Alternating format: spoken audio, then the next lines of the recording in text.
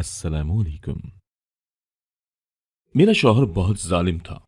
वो रोज मुझसे लड़ता, मगर रात होते ही एक फटे कपड़े वाले फकीर को अपने साथ लाता और कहता, इसे मेरे कपड़े दे दो पहनने को।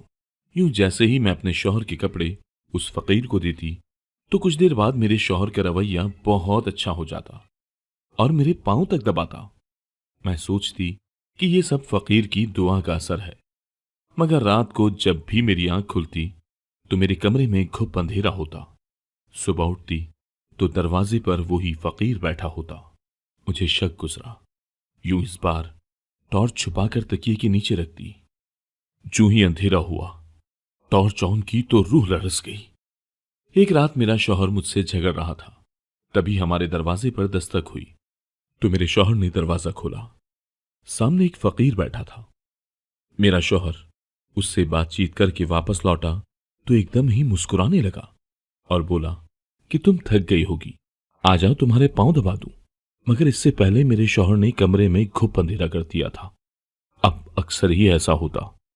मुझे फकीर कुछ मशकूक लगने लगा था। एक शब मैंने टॉर्च चलाकर देखा तो रूह फना हो गई कि मेरे शौहर की अच्छाई के पीछे तो एक। मैं इमरान के लिए खाना लेकर आई तो मेरे हाथ कपकपा रहे थे, क्योंकि मैं जानती थी कि आज भी इमरान मेरे खाने में कोई ना कोई नुक्स जरूर ढूंढ निकालेगा, जिसकी बिना पर वो मेरे साथ झगड़ने लगेगा। मैं अपने शौहर के सामने खाना रखकर जल्दी से पीछे हट गई थी। इमरान ने जैसे ही निवाला तोड़कर मुंह में डाला, उसने सालन वाली कटोरी उठाकर जमीन पर दे मारी थी। इमरान चिल्लाने लगा था। वो बोला, तुम्हें अभी तक खाना बनाना ही नहीं आता? कैसी औरत हो तुम, जो कि ना 3 में है और ना ही 13 में। ना तुम हसीन हो और ना ही तुम्हारी सीरत ऐसी है कि तुम्हारे साथ गुजारा किया जाए। मुझे तो ये समझ नहीं आती कि मेरी मां ने मुझसे किस चीज का बदला लिया है, जो तुम जैसी रूखी फीकी शक्ल वाली औरत के साथ मेरी शादी कर दी है। मैं जल्दी से कमरे से बाहर निकल गई थी। सबसे पहले मैं सहन में लगे आईने के सामने जाकर खड़ी हो गई। मेरा दिल किरची किरची हो चुका था। मैंने आईने को गौर से देखा था। मैं कम खूबसूरत नहीं थी, मगर न जाने क्यों अपने शौहर के दिल में मकाम हासिल करने में नाकाम रही थी। मेरी सास मुझ पे वारे सदके जाती थी और कहती थी कि तुम जैसी बहू का मिलना किस्मत की बात है। लेकिन फिर भी इमरान को मेरी कोई खूबी नजर न आती थी। मेरी शादी को फकत 1 हफ्ता ही हुआ था, लेकिन ये 1 हफ्ता यूं लगता था जैसे कि 1 सदी के बराबर हो। इस 1 हफ्ते में मैंने खुशी की शक्ल तक न देखी थी। मैं सारा दिन आंसू बहाती रहती थी। मैं आईने के सामने खड़ी थी जब हमारे घर के दरवाजे पर दस्तक हुई थी। इमरान उठकर दरवाजा खोलकर बाहर निकल गया था। सामने ही एक फकीर बैठा था। इमरान उसके पास जाकर बैठ गया और दोनों के दरमियान गुफ्तगू होने लगी। मैं हैरान थी कि आखिर इमरान इस फकीर के साथ क्या गुफ्तगू कर रहा है, जबकि इमरान तो किसी से सीधे मुंह बात ही ना करता था।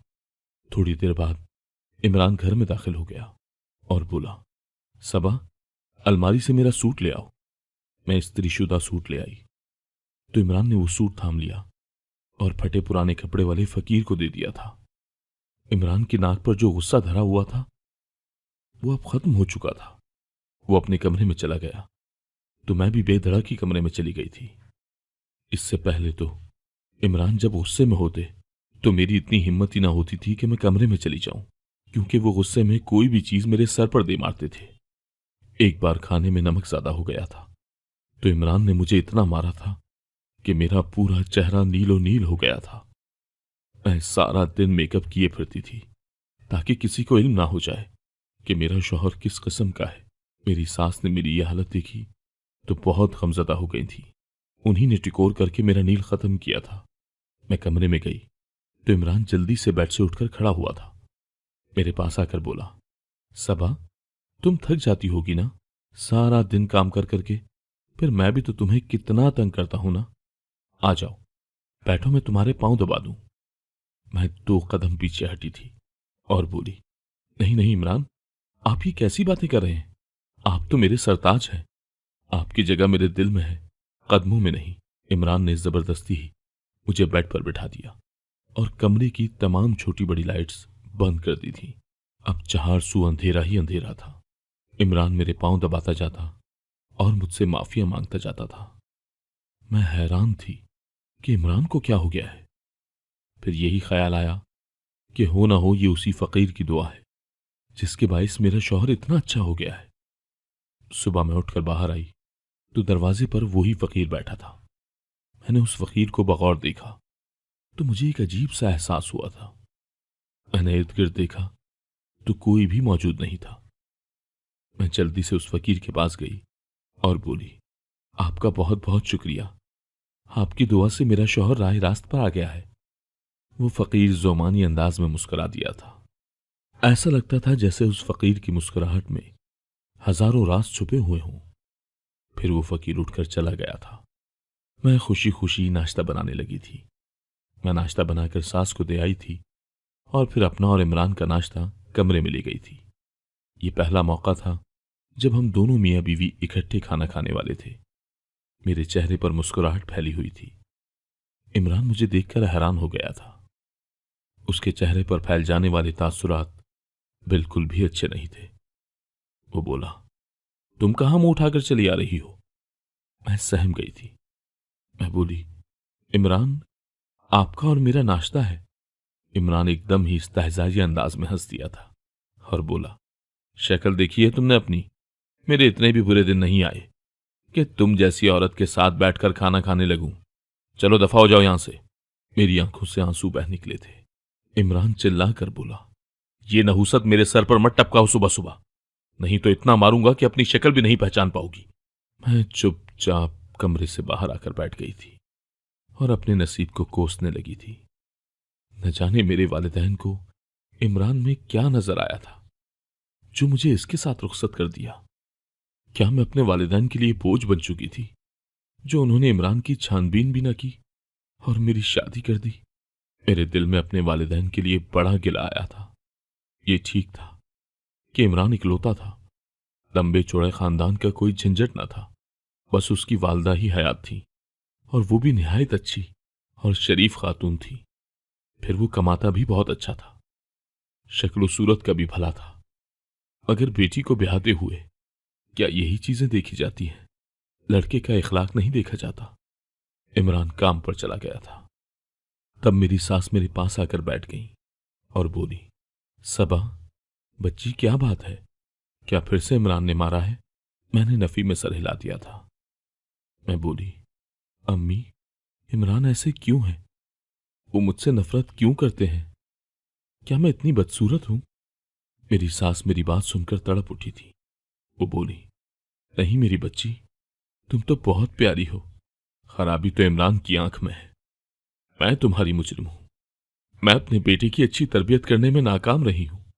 सबा, तुम्हें एक राज की बात बताऊं? मैं बोली, जी अम्मी बताएं। वो बोली, बेटा, इमरान मेरी इकलौती औलाद है। इसी वजह से मैंने इसको बहुत लाड से पाला था। इस पर ना कभी कोई पाबंदी लगाई और ना ही कोई रोक टोक की। शायद इसीलिए बिगड़ गया था। इसकी सोहबत भी बुरी हो गई थी। ये गलत किस्म के लड़कों के साथ उठने बैठने लगा था और बुरी आदत में पड़ गया था। ये गाने बजाने वालियों की तरफ जाने लगा।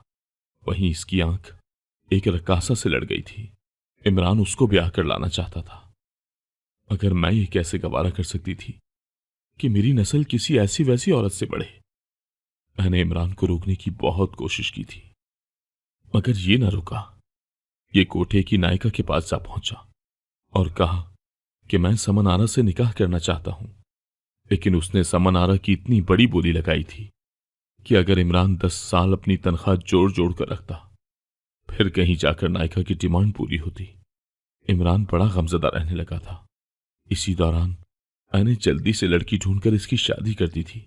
मुझे लगा था कि इमरान अपने गम से निकल आएगा। अगर ऐसा ना हो सका, मुझे क्या इल्म था कि ये अपनी नाकाम मोहब्बत का बदला तुमसे लेने लगेगा। मेरी बच्ची, मैं तुमसे ये बात छुपा कर ही रखती अगर मुझे यह हरगिज अच्छा नहीं लगा कि तुम अपनी सूरत में खामियां निकालने लगो। तुम जानती हो कि बाहर की औरतों के पास हजारों अदाएं होती हैं जिनसे वो मर्दों को लुभाती हैं। एक घरेलू औरत अदाओं के हथियार से लेस नहीं होती। इसीलिए शौहर अपनी बीवी पर कम ही ध्यान देते हैं। अगर तुम्हें एक बात बताऊं, आखिर में जीत सच्चाई और मासूमियत की ही होती है। एक वक्त आता है जब मर्द पर यह राज खुल जाता है कि वो अब तक घाटे का सौदा किए हुए था। फिर उस दिन उस औरत की मोहब्बत की जीत हो जाती है। सबा, तुम सबर का दामन हाथ से ना जाने देना। एक दिन ऐसा जरूर आएगा कि तुम जीत जाओगी। मैं अपनी सास की बातें सुनकर अजीब से एहसासात का शिकार थी। मैं सोचती रही थी कि हमारा माशरा किस कदर दोगला है। मर्द और औरत के लिए अलग अलग पैमाने रखता है। औरत में कोई बुराई ना भी हो तो भी वो शौहर के जूते खाती है, मगर बदकिरदार शौहर के लिए भी बीवी को ही कुर्बानी देनी पड़ती है और ये उम्मीद रखनी पड़ती है कि एक न एक दिन वो राह रास्त पर आ ही जाएगा। मैं भी इसी माशरे की पैदावार थी, इसीलिए ठान चुकी थी कि शौहर को अपना बनाकर ही दम लूंगी। शाम में जब इमरान घर आए तो मैं सहन में ही काम कर रही थी। मैं जल्दी से उनके लिए पानी का गिलास ले आई थी, मगर उन्होंने मेरे हाथ से पानी न लिया और मेरी तरफ देखकर बड़बड़ा कर बोले, घर आते ही इस काली बिल्ली ने रास्ता काट लिया है, अब न जाने रात कैसी गुजरे। इमरान आगे बढ़ गए थे। 2 आंसू पलकों की बाढ़ तोड़कर रुखसार पर ढलक ही आए थे, जिन्हें मैंने बेदर्दी से रगड़कर साफ कर दिया था। मैंने दुआ की और बोली, या अल्लाह, मेरे शौहर को राह रास्त पर ले आ। मैं जानती थी कि ये सब इतनी जल्दी होने वाला नहीं है। शायद इस तकदौ में मुझे अपनी सारी जवानी बर्बाद करनी पड़ जाए। खैर, मैं रात का खाना इमरान को देने गई तो वो उठकर मेरे पास आए और मुझे बालों से पकड़ लिया और बोले, सबा, तुम मुझे एक आंख नहीं भाती हो। कोशिश किया करो कि मुझसे दूर रहो। मुझे अपनी इस बेकार शक्ल की जियारत सुबह शाम मत करवाया करो। मैं खुद से खाना ले सकता हूं, छोटा बच्चा नहीं हूं मैं खाने की ट्रे उठाकर बाहर निकल गई थी। मैंने जल्दी से वजू किया और नमाज के लिए मुसल्ले पर आ गई। जब जब इमरान मेरे साथ ज्यादती करता था तो या तो मैं मुसल्ले पर आकर दुआ करती थी या फिर काम काज करते हुए अपने शौहर के लिए दुआ करती रहती थी। मैं अल्लाह से गुफ्तगू कर रही थी जब हमारे घर के दरवाजे पर दस्तक हुई। इमरान फिर से बाहर निकल गए थे। मैंने मुड़कर देखा तो दरवाजे पर वही फटे हुए कपड़ों वाला फकीर बैठा था। मैं उसको देखती रह गई थी। मैं ऐसा क्यों कर रही थी? मैं अपनी इस हालत से यकसर बेखबर थी। इमरान उस फकीर के पास बैठ गया था। थोड़ी देर बाद जब वो लौटा तो बोला, सबा, जाओ अलमारी से मेरा नया सूट निकाल लाओ। मैं जल्दी से कमरे में चली गई और सूट ले आई। इमरान वो सूट फकीर को थमाकर उसके साथ ही बैठ गया था। मैं भी कमरे में आकर बैठ गई।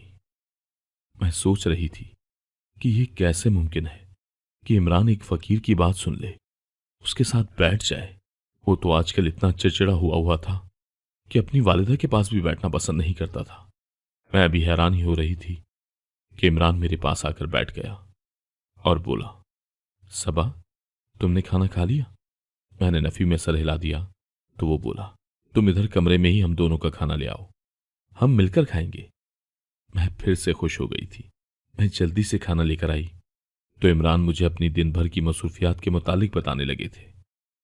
खाना खाने के बाद उन्होंने कमरे में तारीकी कर दी और मेरे पैर दबाते जाते साथ साथ रोते भी रहे थे।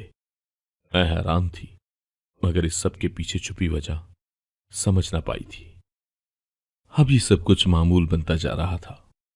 दिन भर इमरान मुझे खाने को दौड़ते, मगर जूं ही रात होती और वो फकीर हमारे दरवाजे पर सदा देता तो इमरान अच्छे भले हो जाते।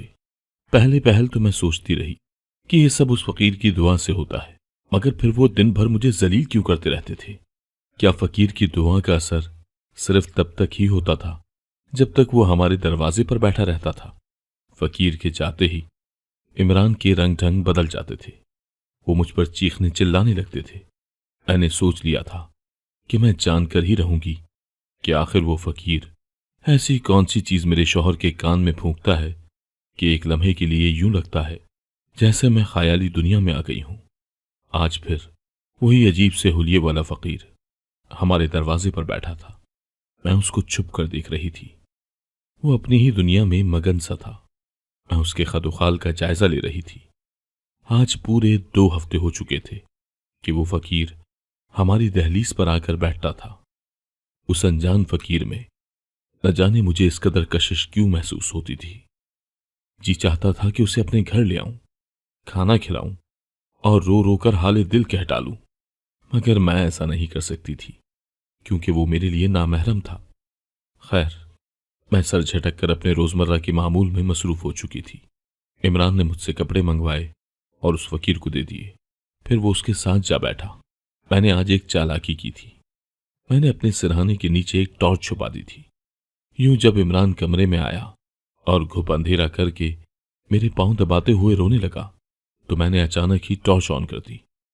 इमरान को संभलने का मौका ही न मिला। सामने का मंजर देखकर तो मेरी ही रूह फना हो गई थी। इमरान के पास ढेरों ढेर पैसे पड़े हुए थे। वो अचानक इस अफतार पर घबरा गया था, मगर फिर न जाने दिल में क्या आया कि उसने उठकर कमरे को रोशन कर दिया था। इमरान के हाथ में पैसे भी थे और एक डबिया भी थी। मैंने सवालिया नजरों से इमरान की तरफ देखा तो उसने वो डिबिया मेरी जानिब बढ़ा दी। मैंने उसे खोल कर देखा तो उसमें सोने के बहुत ही खूबसूरत से 2 कंगन पड़े थे। इमरान ने वो कंगन मेरी कलाइयों में पहना दिए और मोहब्बत से चूर लहजे में बोला, सबा, आज तुम्हें मैं तुम्हारे शौहर की हकीकत बताने जा रहा हूं। मैं हमतन गोश हुई तो वो बोला, सबा, तुम जानती हो क्या कि तुम्हारा शौहर गलत रास्तों का मुसाफिर था। एक ऐसी जगह दिल दे बैठा था जहां दिल का तो कोई काम ही नहीं होता। उस जगह तो सिर्फ पैसे की पूजा होती है, पैसे को ही सलाम होता है। मुझे मोहब्बत में धोखा मिला था। पहले पहल तो सोचा कि मुझसे मेरी समन आरा छीनने के पीछे फकत नायका का लालच छुपा है। इसलिए जब अम्मी ने मेरी शादी तुम्हारे साथ कर दी तो मैं अपनी महरूमियों का बदला तुमसे लेने लगा था। मैं तुम पर गुस्सा करता, तुम्हें मारता पीटता। फिर यूं हुआ कि हमारे दरवाजे पर एक फकीर आकर बैठने लगा। वो मुझसे कहता कि मैं तुमसे 2 चीजों का सवाल करके तुम्हें माला माल कर दूंगा। वो बोला, मुझे अपना लिबास दे दो और अपनी बीवी से मोहब्बत करने लगो और मां की इज्जत करने लगो। मैं नहीं जानता था कि वो फकीर सच भी बोल रहा है या नहीं, लेकिन मैंने उसे आजमाने का सोचा।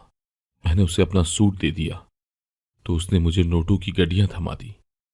इतना सारा पैसा देखकर मेरी राल टपकने लगी थी। मैं खुद बहुत अच्छा कमाता हूं, मुझे पैसे की कोई लालच नहीं थी, मगर मैं वो पैसा जमा करके नायका के मुंह पर दे मारना चाहता था और उससे अपनी समन आरा छीन लेना चाहता था। पहली रात मैंने कमरे में अंधेरा कर दिया ताकि तुम वो पैसे न देख सको। मैं तुम्हारे पांव दबाता जाता और समन आरा को याद करके रोता जाता। यह सिलसिला चल निकला था। मैं मालामाल होता जा रहा था। फिर तुम जानती हो क्या हुआ। मुझे मेरे दोस्त ने समन आरा की बातें फोन कॉल पर सुनवा दी थी। उसने समन आरा के पास बैठकर उससे छुपकर मुझे कॉल मिला ली थी। समन उससे बड़े आशिकाना अंदाज में गुफ्तगू कर रही थी। मेरे दोस्त ने उससे मेरे मुतालिक पूछा तो वो हंसकर बोली, अरे परे दफा करो उस कंगले को। वो तो 4 दिन की आशिकी को सच्ची मोहब्बत समझ बैठा और मेरा रिश्ता मांगने लगा। बड़ी मुश्किल से जान छुड़वाई है मैंने उससे। ये तो भला हो नायका का जो मेरी इतनी बड़ी बोली लगा दी कि वो पलट कर ही ना आया। उस दिन मैं बहुत रोया था। मुझे एहसास होने लगा था कि मैंने तुम्हारे साथ बहुत बड़ी ज्यादती की है। मैं तुम्हारा और समन आरा का मुकाबला करता तो तुम्हारा ही पल्ला भारी निकलता था। मैंने सोच लिया था कि मैं ये सारे पैसे उस फकीर को लौटा दूंगा और तुम्हें वो प्यार और मोहब्बत दूंगा, क्योंकि तुम ही वो घना दरख्त हो जिसकी छांव में मैं सिसकता हूं। मैं उस फकीर का बहुत शुक्रगुजार हूं कि वो मुझे राह रास्त पर ले आया है। अल्लाह ने उसे फरिश्ता बनाकर भेजा है। तुम जानती हो क्यों अल्लाह ने उस फकीर के रूप में तुम्हारी मदद भेजी? क्योंकि तुम हर वक्त चाय नमाज पर जो बैठी रहती थी। इमरान इतना कहकर हंस दिया था, जबकि मेरी आंखें छलक पड़ी थी। खुशी और जज्बात मुझ पर हावी हो चुके थे। मैं दिल ही दिल में अल्लाह की शुक्रगुजार थी। इमरान ने हाथ जोड़कर मुझसे माफी मांगी तो मैंने उसे माफ कर दिया था। मैं तो इस दिन का बड़ी बेसब्री से इंतजार कर रही थी। इमरान मेरे साथ हल्की फुल्की गुफ्तगू करने लगा था, मगर मेरा ध्यान उस फकीर में अटक गया था। वो कौन था और कहां से आया था? उसने मेरी मदद क्यों की? मैंने सोचा कि मैं इस बात का पता तो लगाकर ही रहूंगी। यूं मैं फजर की अजान का बेसब्री से इंतजार करने लगी थी। जैसे ही मौज़िन ने अजान दी तो मैं उठ बैठी थी। इमरान दुनिया माफिया से बेखबर सो रहा था। मैं जल्दी से उठकर दरवाजे तक गई थी। वहां वो फकीर बैठा ऊँग रहा था। मुझे कुछ सुझाई न दिया तो मैंने उस फकीर की चादर खींच दी। चादर के साथ ही उसकी नकली दाढ़ी भी परे जा गिरी थी। सामने बैठे शख्स को देखकर मैं शशदर रह गई थी। वो कोई और नहीं, मेरा ही अमीर और बावकार सा भाई था, जो यूं फटे पुराने कपड़ों में सारी रात मेरी दहलीज पर बैठा रहता था। मैं अपने भाई को गले लगाकर रोने लगी और उससे माजरा पूछा तो वो बोला, सबा, हमने बहुत देखभाल करके तुम्हारी शादी इमरान के साथ की थी। सबने यही कहा था कि वो बहुत ही अच्छा इंसान है। अगर ये राज तो बाद में खुला कि वो तो तुम्हें मारता पीटता है। मैंने तुम्हारी पड़ोसन से छानबीन की तो मुझे मालूम हुआ कि इमरान ने तुम्हारी जिंदगी अजीरन कर रखी है। पहले पहल तो दिल में आया कि तुम्हें तलाक दिलवा दूं, मगर फिर सोचा कि इस मामले को जोश से नहीं, होश से निपटाना चाहिए। फिर मेरे जहन में एक तरकीब आई। मैं हर शब भेस बदलकर तुम्हारे दरवाजे पर आकर बैठ जाता और तुम्हारे शौहर को पैसों का लालच भी देता, मगर मैं तमाम शब यहीं पर बैठा रहता था, क्योंकि मुझे डर था कि कहीं वो फिर से तुम्हें ना मारे। अगर मारता तो शोर बाहर आता। इस सूरत में मैं तुम्हें बचा तो लेता। सुबह जब मैं तुम्हारी हशाश बशाश सूरत देखता तो दिल को सुकून आ जाता और मैं चला जाता। मैं हंसकर बोली, भाई, आपकी मसलिहत काम आ गई है। इमरान ने मुझसे माफी मांग ली है। भाई मुस्कुराकर बोले, अब मेरा काम मुकम्मल हो चुका है, मैं चलता हूं। भाई तो चला गया था, मगर मेरा सर फखर से बुलंद हो गया था। एक आसरा सा मिल गया था कि मैं बेआसरा नहीं हूं। मुझे तो एक बात ही समझ आई थी कि अपनी बहन बेटियों को रुखसत करने के बाद उनका हाल अहवाल मुख्तलिफ तरीकों से मालूम करते रहना चाहिए और मुश्किल घड़ी में अपनी बेटी का साथ भी देना चाहिए। उन्हें ससुराल वालों के रहमो करम पर नहीं छोड़ना चाहिए। मेरे लिए मेरा भाई ही सब कुछ बन गया था। मेरी दुआ है कि अल्लाह हर लड़की को मेरे भाई जैसा भाई दे। अगर आपको आज की कहानी पसंद आई है तो वीडियो को जरूर लाइक कीजिएगा और अपने दोस्तों के साथ भी शेयर कीजिएगा। और हां, अगर आपने अभी तक हमारा चैनल सब्सक्राइब नहीं किया तो जरूर सब्सक्राइब करें। मिलते हैं कल एक नई और दिलचस्प कहानी के साथ। अल्लाह हाफिज।